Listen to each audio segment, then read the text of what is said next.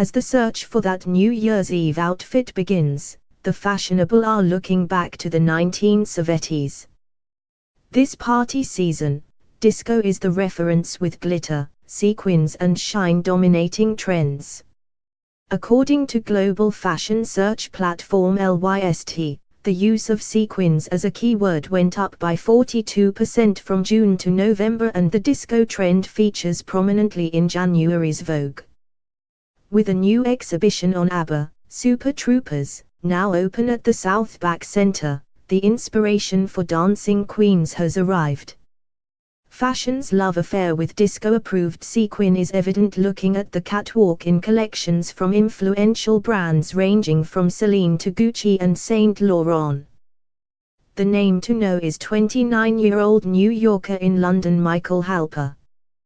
His label, Halper, founded last year, could be credited with bringing disco back into fashion.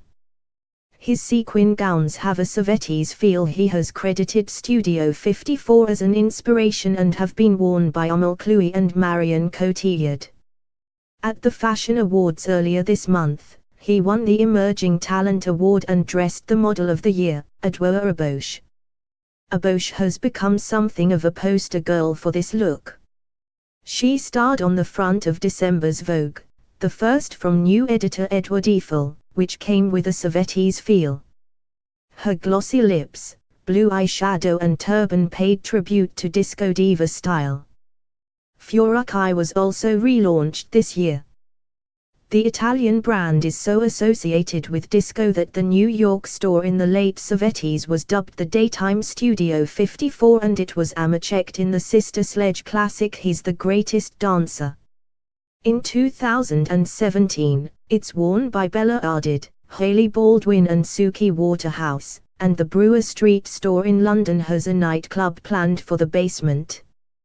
Georgia May Jagger, in the footsteps of her mother Jerry Hall, stars in the advertising campaign.